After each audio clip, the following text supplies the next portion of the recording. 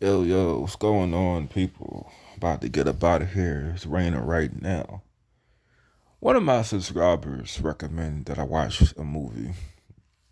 And if you guys didn't know, I can't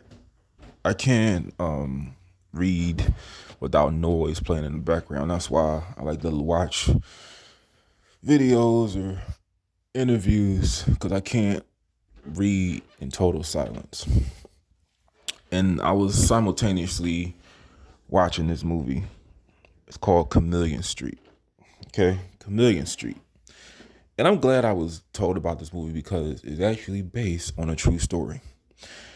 Now, first of all, movies like these, well, I didn't know it was based on a true story until after I did a little research because the thing about me is I have to watch something more than once to understand what it is, what's going on, unless I have a aid, which is Wikipedia, which will tell me the movie because I can't really pick up on a lot of things watching it myself. So this is what I got from the movie. It's really good, really good. I just wish though they would have actually it actually would have took place in the time that all this stuff happened. So I don't know if see I gotta watch it again, but I don't know if it was all set in the 70s. But people weren't dressed like it's the 70s, so I would assume not so much. I don't know. Because the way their hair is and their clothes doesn't really indicate that it's the 70s. But it's about a guy. So this is my first interpretation of the movie. I'm thinking when I first watched the first 10 minutes, it's a guy that doesn't make a lot of money.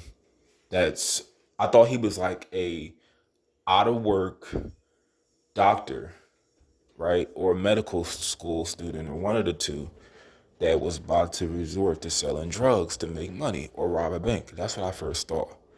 But it turns out that he's a high school dropout with an amazing IQ, and he impersonates the doctor. Because that's when I get the impression, okay, this doctor was not a doctor the whole time. Like when they gave him the job, I thought he was an actual doctor, but he wasn't a doctor. He was an impersonator. And this kind of reminds me of that other movie I never watched, but I seen the play. It's called The 6 Degrees of Separation. This is a movie about a guy that impersonates Sidney Poitier's son, and he convinces people to let him stay at their home, you know, and this guy eventually died. He died of AIDS. He was a con artist himself. But in this movie, it's about his name is William Street Jr. Forgot his middle name, but William was a dropout, and like I said, he impersonated a doctor, lawyer. Oh yeah, that part where he was blackmailing. So this is when I thought it was just like a crime movie. It was gonna be like a crime movie, but it's actually like a comedy, independent film. So the whole Willie Horton part, where he was blackmailing the baseball player, I couldn't help think about the criminal Willie Horton. You know the guy that was used for, I think it was it Bush's campaign in '88, but he was a criminal that wound up he got like a free pass to leave prison, and he wound up harming a white person, I believe. It was a white woman or a man. But the Boondocks referenced his name. They had it like a jail called Willie Horton Maximum Security Prison. It's funny, but yeah, I gotta watch the movie over, but it was pretty good, honestly, and I'm glad it's a plus because it is a movie based on a true story. It's just a satire and it's a little comedy in it, but it was pretty good. I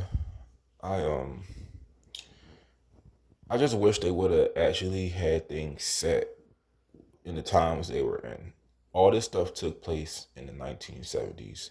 And he was rather young. He was only 20 years old. And he performed 36 successful operations. But he went to jail for impersonating a doctor. And I'm also glad that they didn't depict no rape scene. That's something I don't want to see. But with that part where he offered him the hot bread, I said, man, don't take it. I've never been in prison before, and I know don't take nothing from anybody in jail or prison. But yeah, pretty good movie. Pretty good movie.